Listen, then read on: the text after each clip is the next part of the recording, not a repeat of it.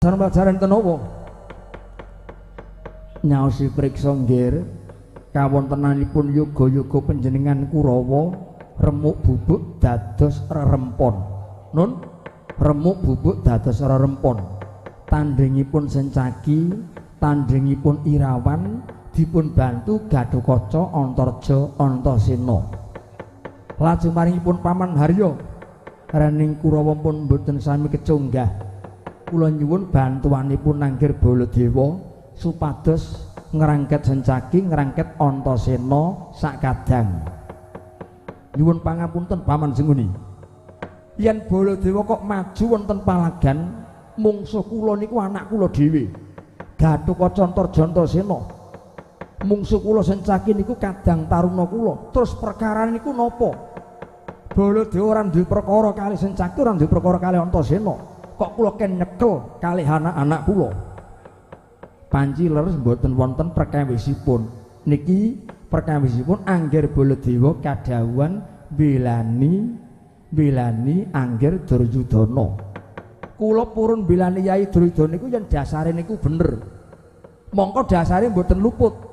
Dasare niku nun sewu Yai Duryudana menika kleru. Nek bener kula belani kula dadani. Ning merga luput merga kleru. Yen Baladewa kok belani tumindak sing luput, kula badhe kecipratan dedosan kesempyok ing radan. Dadi cethanipun kersa belani yen upami Anggir Duryudana, Yai Duryudana yen bener kula belani kula dadani. Yen upama kok dianggep lepat, lepatipun Anggir Duryudana, tembung nyilih kok mboten ngonduraken. Mongko menika ngampil damar keprabawan Gusti menika kagunganipun para Pandhawa badhe dipun suwun najan utusanipun Irawan wajibipun dipun ulungaken. Wajib dipun ulungaken.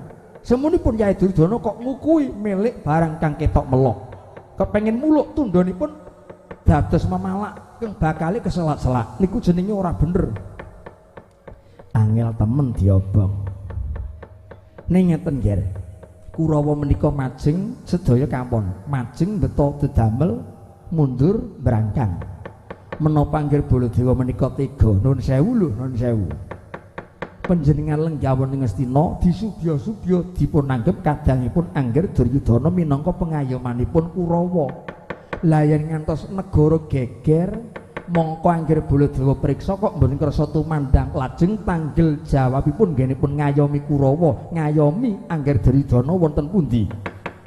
Niki dudu perkara bener kali luput, ning perkawisipun kawibawanipun Anggir Baladewa wonten pundi yen mboten wani magut suraning driya, dianggep ratu jiringkete wedi mati. Mangar-mangar dadi jugar wedi yen gagar, miris dadi maras awit sampan ajrih ningali muncrating warus. Paman Sulenggah mungse Baladewa sinten? Sencaki enten, Antasena enten, Gatotkaca enten, Antarja enten. Lenggah prabu tak labrake dhewe.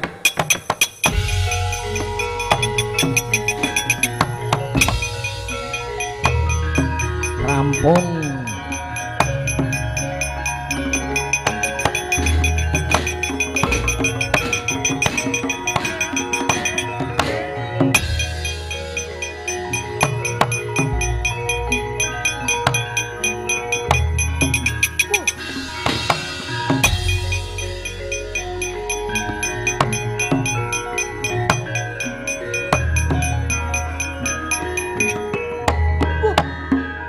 Sencaki dasar kepara nyata aku Raden Surtayu ndi Irawan ndi Gatotkaca langkauna wandane Sencaki.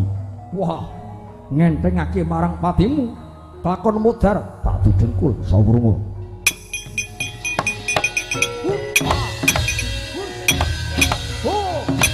Wah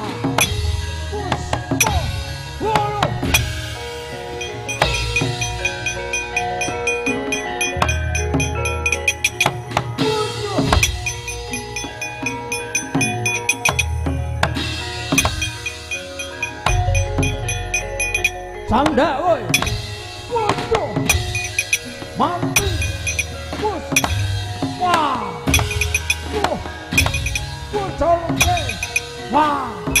Waduh. Bus.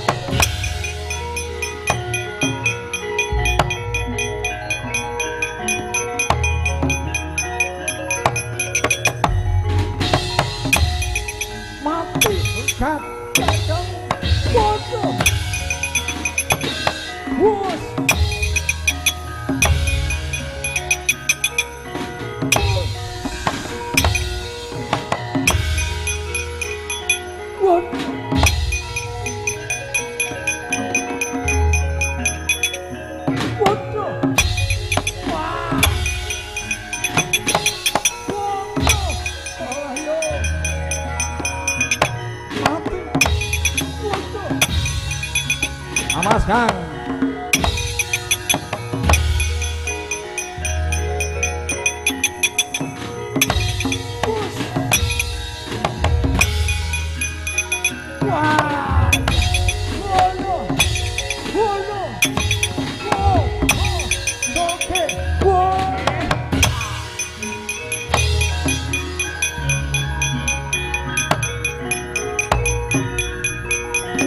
Tampan rojongku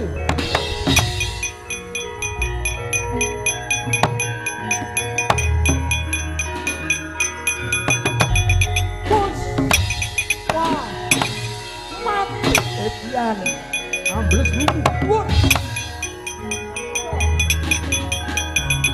bos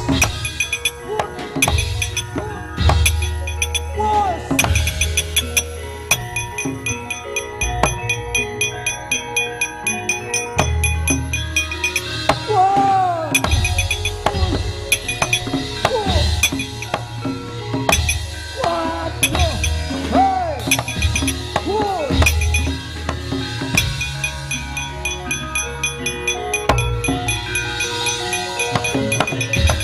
Seno meneh. Oke, hey.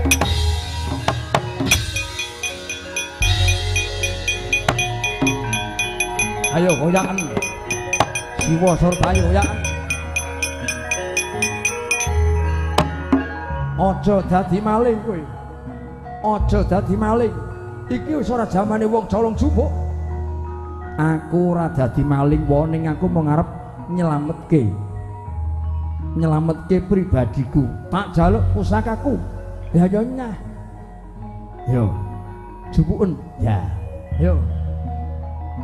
Tak jupuk-jupuken. Nah, waduh. Tak jupuk-jupuken.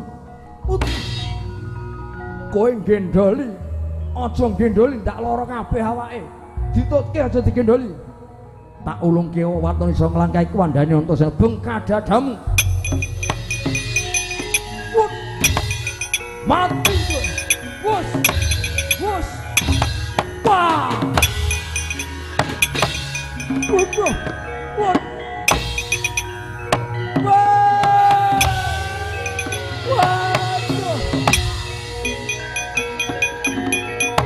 bangsat, mundur, mundur.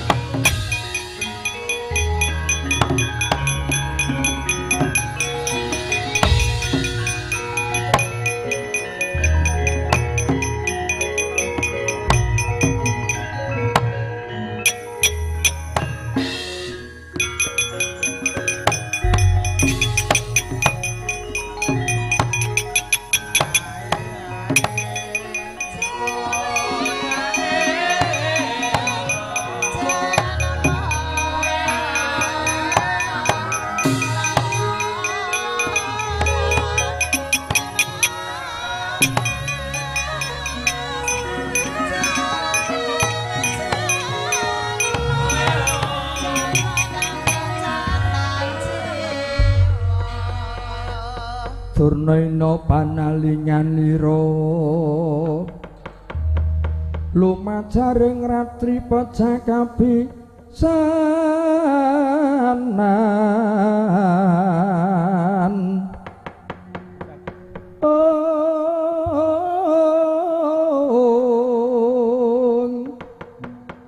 jinandak risang terus tojo meno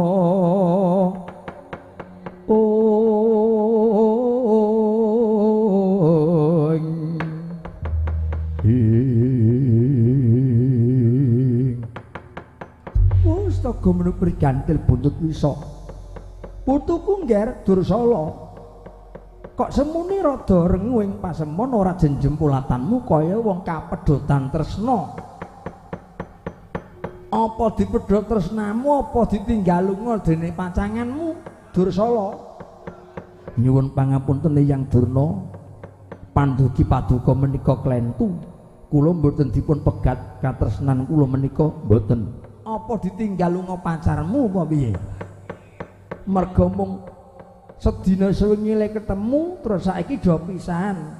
siji mlayu ngulon siji ngetan terus kowe dadi sedih ketinggalipun mboten Hyang Durna kula nyadong dawuh ngene ya Ngger Dursala putuku sing banget tak tresnani negara Ngastina kuwi geger Ngastina geger merga pengamuke Irawan sak wadyabalane didombani Gatotkaca Antarja Antasena lan Sencaki putra-putra Ngamarta Doncat sak rembug bakal njaluk bali ning praja bakal njaluk layang kekancinganing negara Ngastina ning dening Angger Duryudana dikukui najan mangkono para Kurawa remuk bubuk dadi rempon siji wae ora ana sing bisa unggul yudane Praptakon ning papan kene mung bakal neter lan nodi kasetyanmu Dursala kowe didama-dama dening wong tuamu Dursasana ning Banjar Junut anak anung nganendita kuwawa mikul dhuwur mendem jero kowe didama-dama kowe dikudang-kudang taruna bisa ngungkuli Sudarma kowe nduweni jiwa satriya jiwa prajurit kang kudu rumeksa raharjaning praja melu cawe-cawe acancut taliwondo jaga nusa lan bangsane leres mekaten Hyang Durna kowe manggon ana bumi negara Ngastina sing tok pangan apa wulu pametuning bumi Ngastina kowe ngombe banyu saka ndi rumangsamu banyu saka negara Ngastina kowe nek bebuak ya ning Ngastina sesuk nek mati kowe ya dipendhem ning Ngastina ewa semono Ngastina geger Dursala kok mung trima menteleng Dursala kok ora tumandang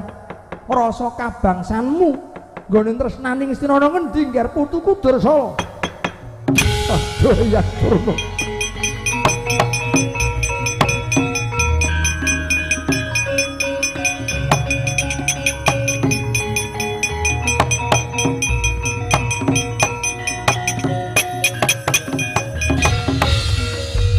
Gumregah sing manah kula kados ginugah Hyang Durna mengsah kula sinten kula mboten rila menawi lancur-lancur Ngamarta prapta wonten negaring senamung badhe damel geger Dursala kula mboten trimah bagus mungsuhmu Irawan Gatotkaca Antarja Antasena mengsah kula putra-putra Pandhawa anak-anak Pandhawa cilik kok iso nyingkirke gedhe Dursala kok iso mateni putu para Pandhawa kowe bakal nampa kanugrahan kowe bakal diwisuda dadi senopati agung lenggah sekica mangke kula tandhangane Hyang Durna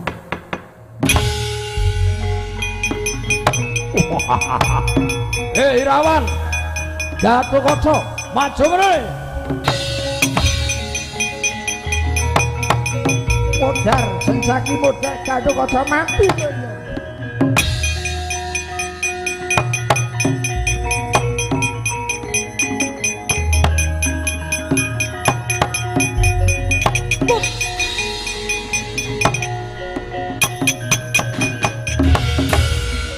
Sencaki kowe ya melu ndombani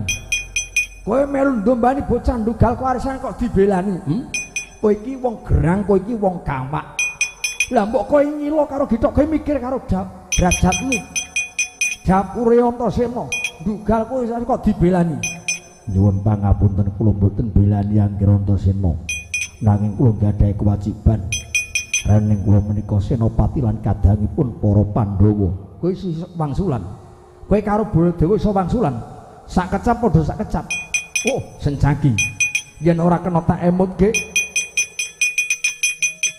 ora kena tak elingke dina iki Baladewa ilang-ilangan sedulur siji mungsuhku dudu sapa-sapa ning mungsuhku Sencaki ungalna dodo baumu tengakna lung ayammu ngadeg sing jejeg nyododo didodo ayo mboten wani tanki kalian Koko Prabu Baladewa piye wis mak bathok mripat mau ora ndedelok kok ora gelem minggat ora gelem dublak tungkak modar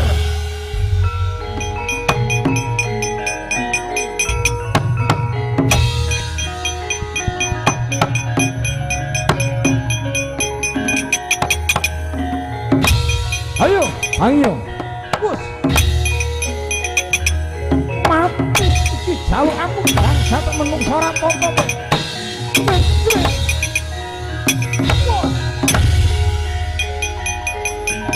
bangsa elek maju sencaki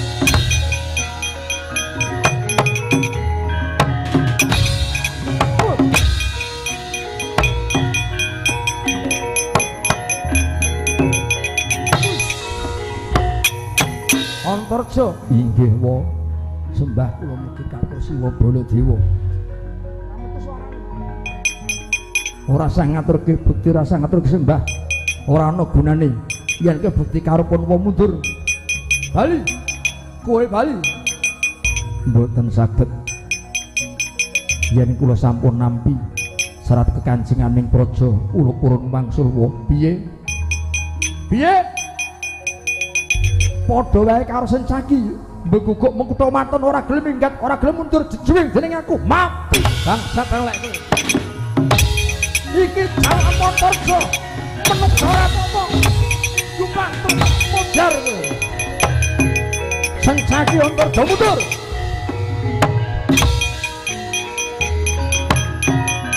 mundur kan mundur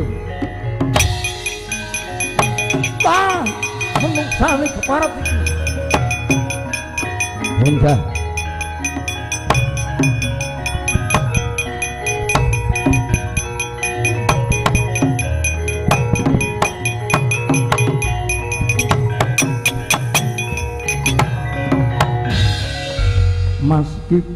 Mas Kiber trayole bejagal Simonon meker mer sidonder Oktober November Desember meker mer sidonder nekermen meli kerfil daimatu Antasena aja cengingisan aku sapa Antasena piye Pak Gedhe aku sapa yen ora kleru panjenengan iki Prabu Paijo Baladewa aku iki nata mandura Prabu Baladewa lah wis ngerti karo jenenge dhewe kok takon aku sapa kuwi nek ora wong bingung ora kelakon aku kuwi Nalendra Gobinatara Punwa kuwi ratu aku wis ngerti Pak Gedhe nek panjenengan kuwi ratu sing kandha nek sampean bedur kuwi sapa ora ana kowe njaluk apa sak karepe Pak Gedhe njaluk Pak Jotoso arep nempiling aku ora bakal males mergo panjenengan pepundhenku nek aku males dudu perkara Antasena jiring getih utawa aku dimati ning perkarane yen aku nganti males ndak diarani Antasena ora duweni unggah-ungguh karo wong tuwa kok wani mengko ndak ilang kawibawane Siwa Baladewa tempiling siramu ora sah sumbar nempil-nempiling aku ora males ora sanggo gamelan men ngaso do medang madang saiki nek arep nempilingo nyo tampanono nah cukup drambahe men nyambut gawe tampanono iki modar mati kowe waduh mati aku pecah siramu golek kelim ge modar kowe mati dicas keparat tak tempiling ora digawe rasa pusakaku tampanono wis nyandak pusakamu ora bakal wedi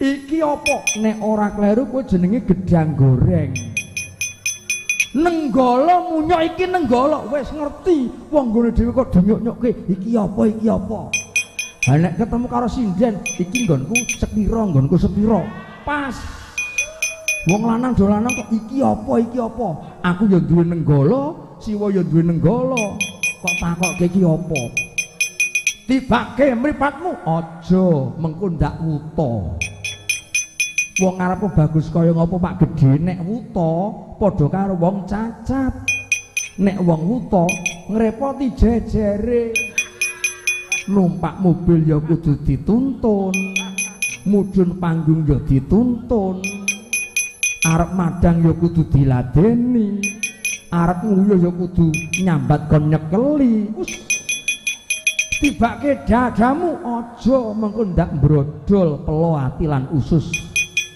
Tibake ngendi? Nek manut aku tibake Blumbang. Lakon bengkah dadamu lah nek iki nganggo gamelan. Tamakno Pak D.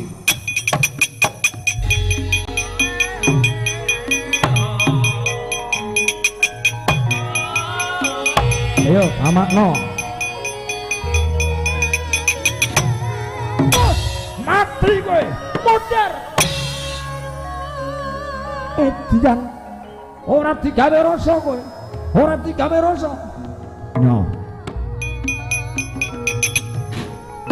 Pecah siramu. Aja. Mundur kowe. Mati kowe. Mundur. Maleso. Nggih. Maleso. Nuwun sewune lho iki lho nuwun sewune. Ora teges aku wani karo Siwa Baladewa. Ning panjenengan karep aku mung nglegani. Nek kon males tak males. Ora sandadakku mlawi tanganku jamangkah sukuku. Tak njajal sungut penganten paringane kaki baruno tampanono sungut penganten.